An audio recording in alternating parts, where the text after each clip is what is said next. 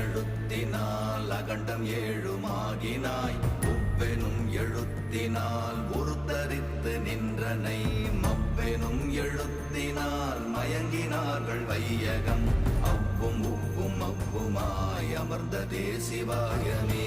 ஓம் நமச்சிவாய ஓம் ஓம் நமச்சிவாய ஓம் நமச்சிவாய ஓம் ஓம் நமச்சிவாய ஓம் நமச்சிவாய ஓம் ஓம் நமச்சிவாய ஓம் நமச்சிவாய ஓம் ஓம் நமச்சிவாய.